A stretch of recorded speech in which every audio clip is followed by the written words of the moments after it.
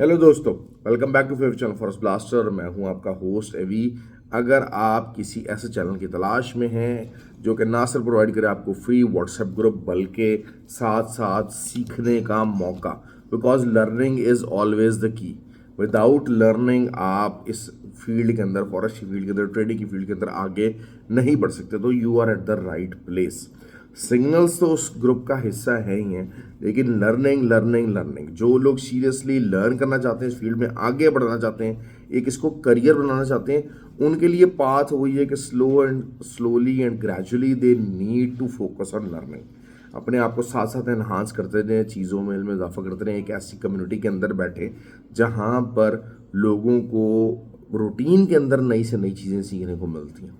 और forest ब्लॉसर community, उसको join करने का तरीका क्या है? ऑक्टा एफएक्स और एक्सनेक्स। और दुबई के लिए जो दुबई के रेजिडेंट लोग हैं, क्योंकि ऑब्वियसली वहाँ पर थोड़ा सा मसला आ जाता है डिपॉजिट्स का और चीज़ का, तो GGCC FX वहाँ पर ऑफिस भी मौजूद है और उनका लिंक भी वीडियो के डिस्क्रिप्शन में मौजूद है। मेरा व्हाट्सअप नंबर नीचे वीडियो के डिस्क्रिप्शन में मौजूद है, आप मुझसे रब्ता कर सकते हैं and you can be the part of that community.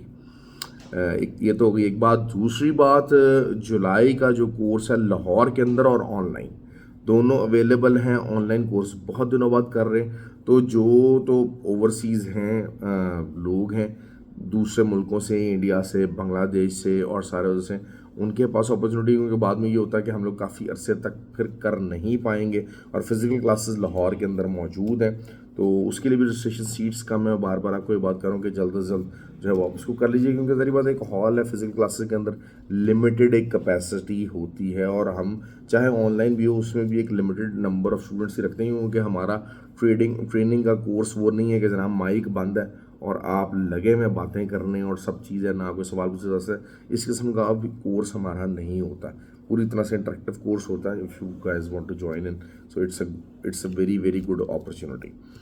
दूसरी बात हो गई जनाब मंडे को मार्केट की।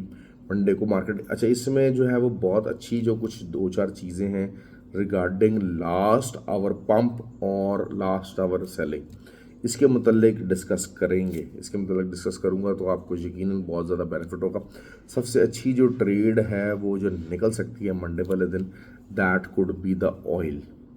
ऑयल हमारा जो बेसिकली, अब आपने कहा कि जी बहुत से लोगों ने कहा सर वीकली वीडियो के अंदर कवर नहीं किया।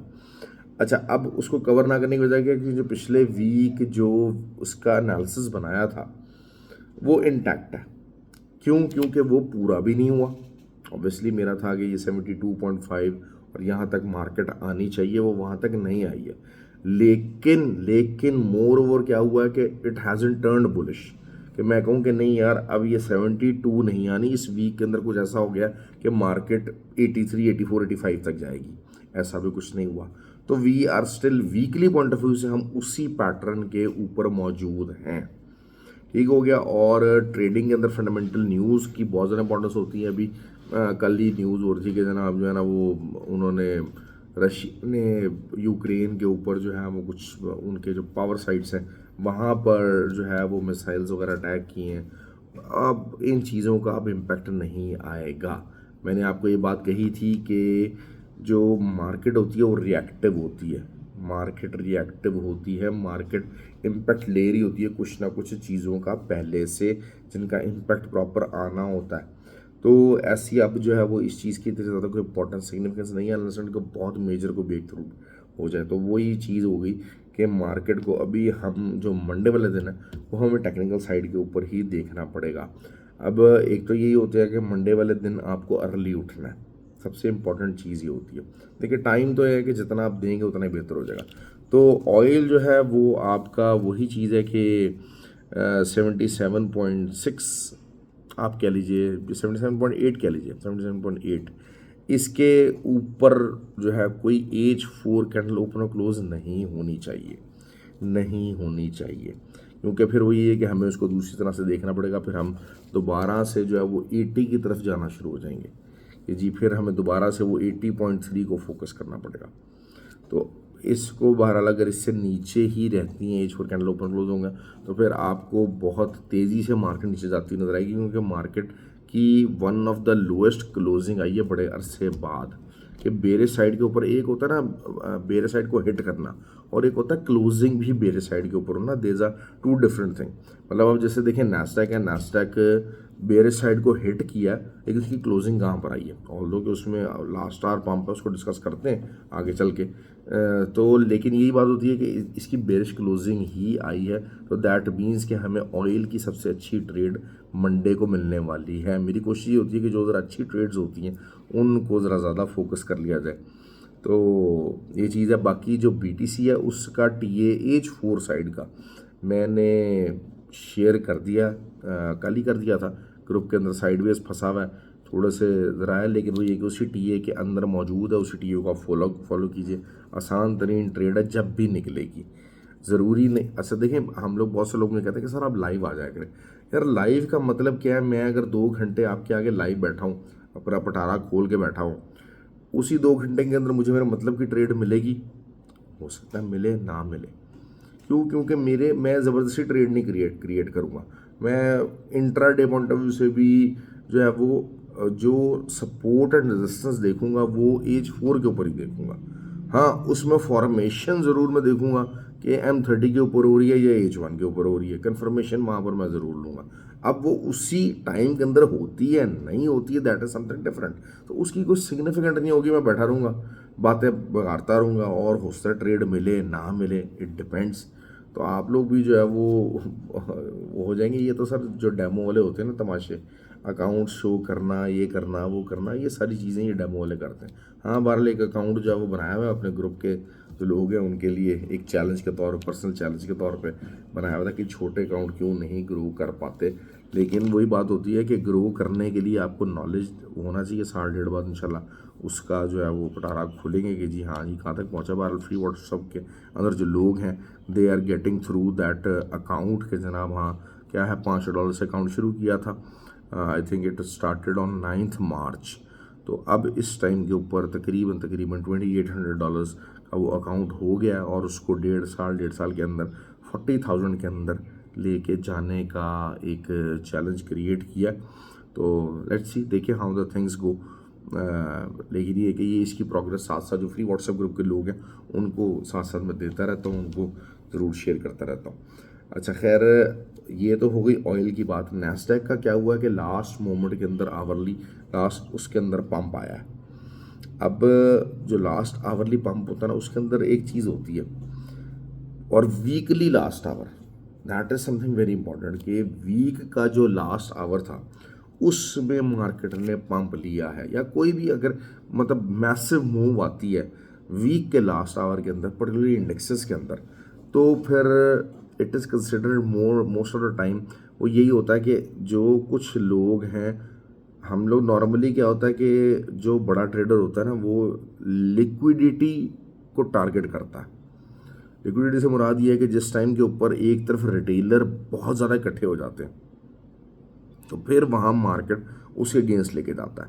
लेकिन जो लास्ट आवर के अंदर होता क्या है कि रिटेलर बहुत कम हो जाते हैं, बहुत कम हो जाते हैं। मतलब बिलफर्स के अगर आवरली जो एक इंडेक्स है उसका 100 मिलियन का ट्रांजैक्शन रेट हो रहा होता है ना, तो वीक का जो लास्ट आवर है उसमें इंडेक्सेस में अक्सर ये होता है कि आपका 20 मिलियन का आवरली जो है ट्रांजैक्शन रेट रह जाता है। तो उस टाइम के ऊपर अगर कहीं से भी थोड़े बहुत भी 20 से 25 मिलियन 30 मिलियन कोई बड़ा प्लेयर डाल देता है तो मार्केट के अंदर एक्स्ट्रा ऑर्डिनरी पंप आ जाता है। लेकिन अब वो क्यों करते हैं? वो यही होता है कि प्राइस को एक्स्ट्रा ऑर्डिनरी मूवमेंट दी जाती है। अब नैस्डैक जिस तरीके से मूव हुआ, तकरीबन 300-400 जो है वो पिप्स, 300 के करीब पिप्स जो है वो उसकी मूवमेंट आ गई लास्ट आवर के अंदर। अब पूरे दिन के अंदर जो है वो इतनी मूवमेंट, उसकी तकरीबन 400-450 पिप्स की मूवमेंट थी, 300 पिप्स की मूवमेंट ऑपोजिट साइड के ऊपर आ गई। अब जो बड़ा रिटेलर होता है ना, वो हमेशा या तो बहुत ज़्यादा, मतलब बड़ा रिटेलर कह रहा हूँ, बड़ा जो आपका स्मार्ट मनी होता है, वो हमेशा उस टाइम के ऊपर मार्केट को इस तरह से मूव करवाता है, अपना पैसा बहुत ज़्यादा उस टाइम पर डालता है जब बहुत ज़्यादा रिटेलर्स एक जगह इकट्ठे हो जाते हैं।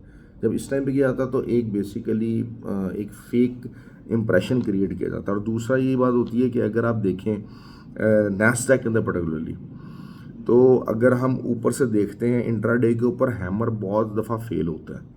एक सोलो कैंडल के तौर पे। अक्सर हैमर जो है फेल हो जाता है और जो है वो या जो है वो डोजी वगैरह जो होती है इंटरनली वो फेल हो जाती है। तो इसी तरीके से अब क्या हुआ है कि जैसे अभी थर्ड डे ब्लैक क्रो बनते बनते रह गया। इस चीज़ को समझें, अगर ब्लैक क्रो बन जाता ना तो आवाम को पता लगना था कि भाई मार्केट बहुत नीचे जाने वाली, बहुत नीचे जाने वाली। खैर अब कल ट्रेड कहाँ से करेंगे तो वही नॉलेज की बात। ट्रेड कहाँ से ली जाएगी? ट्रेड में मेरे हिसाब से जो है वो इसको जो है वो 18,700 से 700 कह लें, 677 बन रहा है, लेकिन 700 से नीचे रहना चाहिए। नीचे ही रहती है तो मार्केट नीचे जाने के लिए तैयारी कर रही होगी और मज़ीद काफ़ी लंबा नीचे जा सकती है। मैंने आपको कहा था ना कि नवीदिया जो है वो इट्सेल्फ जो है वो मार्केट को, नैस्डैक को सहारा दे ले, वो दिन अब पुराने हो गए। ये चीज़ अब नज़र आती जाएगी कि हाँ जनाब, बाकी जो स्टॉक्स की वीकनेस है वो उसके मार्केट को ऊपर असर होती रहेगी। अब बहरहाल ये है कि जो भी है एक ब्लैक क्रो बन जाता तो फिर तो बहुत अच्छा हो जाता कि 3 ब्लैक क्रोज बन जाने थे और बड़ा ज़बरदस्त किस्म की ट्रेड निकलनी थी। लेकिन अभी भी आपको अच्छा मौका मिल गया। असल चीज़ ये होती है कि मंडे वाले दिन जब मार्केट इस तरीके से बहुत ज़्यादा हाई पे क्लोज होती है या बहुत लो पे क्लोज होती है तो आपको अर्ली मॉर्निंग एंट्रीज लेने में एसल्स बहुत बड़े हो जाते हैं। इस दफ़ा एक एसल्स छोटे हो रहे हैं, जो लेवल बताया इसके ऊपर का आप एसल दीजिए, ऑयल का भी लेवल बताया उसके ऊपर का एसल दीजिए, अर्ली मॉर्निंग आप ट्रेड के अंदर बैठ सकते हैं। अच्छा, US30 की बात करते हैं। US30 का जो है वो H1 के ऊपर जो है वो हिडन बेयरिश डाइवर्जेंस आई हुई है। इसी तरीके से वो भी लास्ट आवर के अंदर पंप लिया उसने और बुलिशनेस, लेकिन इसके अंदर जो बेयरिशनेस है वो उस तरह से इतनी ज़्यादा प्ले नहीं करने वाली है। क्यों? क्योंकि 1 से 2 से 3 दिन जो है ये इस एरिया को सपोर्ट बनाता है। ऑडिट 38,000 को सपोर्ट बनाता है तो मार्केट ऑसिलेट कर सकती है। आप समझ लीजिए कि 38,000 तकरीबन आप कह लीजिए 39,050, इसके ऊपर मार्केट नहीं जानी चाहिए। 350 इसका बता रहा हूँ, इसके ऊपर मार्केट नहीं जानी चाहिए। अगर यहाँ से 38,050 को इसने सपोर्ट भी बनाया है और यहाँ पर आके हैवी किस्म की क्लोजिंग दी है, तकरीबन आप 38,700 के से ऊपर से क्लोजिंग दी है, तो इसको 39,050 से ऊपर नहीं जाना चाहिए और it's a good selling opportunity. जो कि अगर हम ये 250-300 पिप्स की ब्रैकेट की बात करते हैं, ये चीज़ हो गई।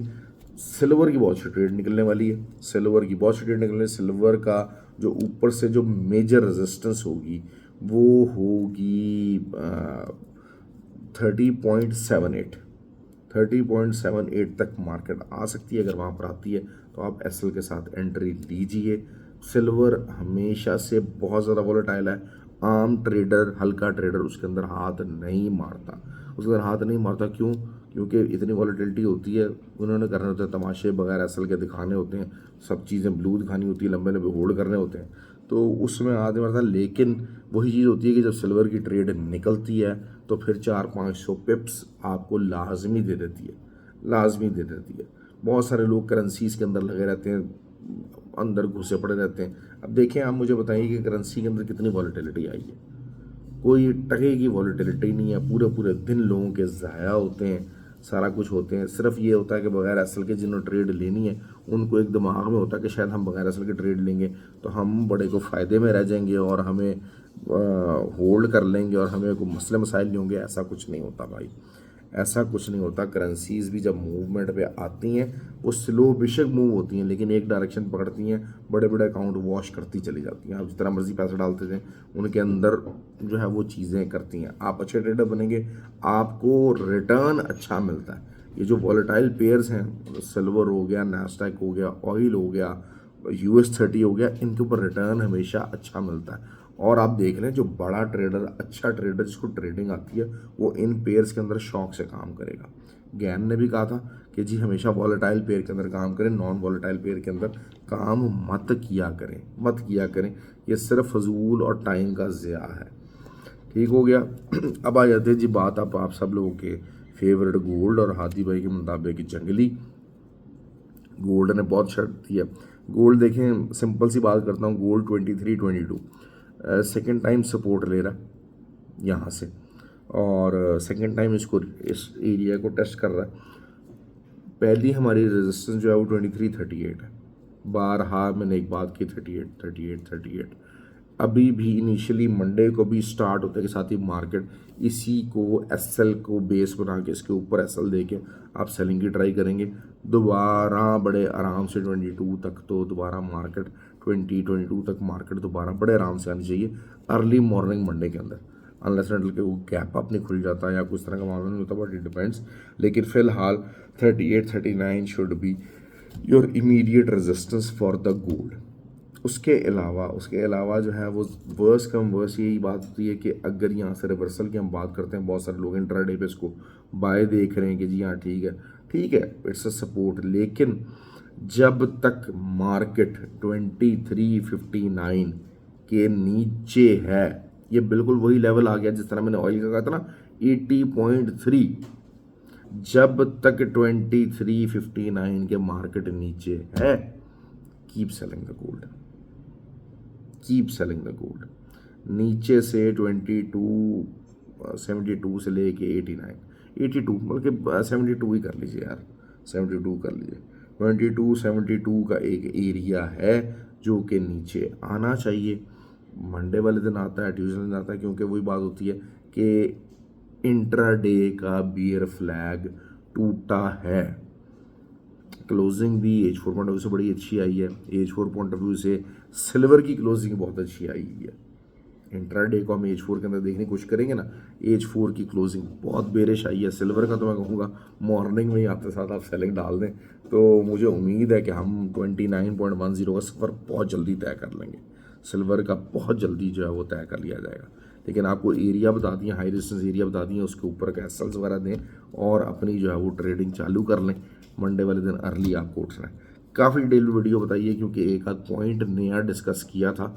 लास्ट आवर जो पंप है या फिर लास्ट आवर सेलिंग जो है उसको मतलब डिस्कस किया था। जो लोग सिर्फ वीडियोस को स्किप करते हैं उनके लिए बता रहा हूँ कि हाँ उस पॉइंट को देख लीजिए। नया पॉइंट है, ना लोगों को पता है, ना लोग इसको समझते हैं, ना लोगों के अंदर इसको एनालिसिस करने की एबिलिटी है। ये मैं आपको सीधी में बात बता दूँ, आपको ये चीज़ इस तरह की जो है एक यूनिक किस्म की नॉलेज वो हमारे ग्रुप के अंदर तो मिलती ही रहती है, लेकिन वीडियो के अंदर भी दे रहा हूँ। आई होप के जो लोग इल्म की तलाश में उनको यकीनन ये चीज़ें पसंद आएंगी। ओके जी, ख्याल रखें अपना, हैव अ गुड डे और एंजॉय करें वीकेंड। और जिन लोगों ने जी हमारे उस्ताद जी थे उनको बेस्ट विशेस दी हैं, कल उनकी बर्थडे थी, तो उनका जी शुक्रिया। और ज़ाहिर बात है I was happy for him, और अल्लाह ताला उनको लंबी सेहत वाली ज़िंदगी अता करे।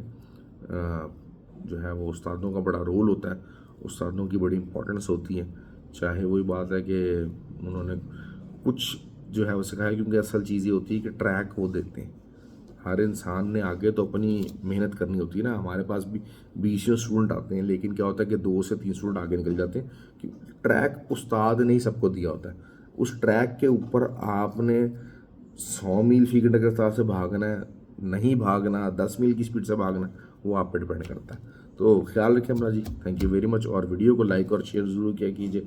लंबी वीडियो बनाई है, लेकिन वही बात है कि जो लोग नॉलेज सीखना चाहते हैं, जो लोग समझना चाहते हैं, उनके लिए ये वीडियो इट्स अ जेम, तो वो यकीनन इस वीडियो को एंजॉय करेंगे। Thank you very much.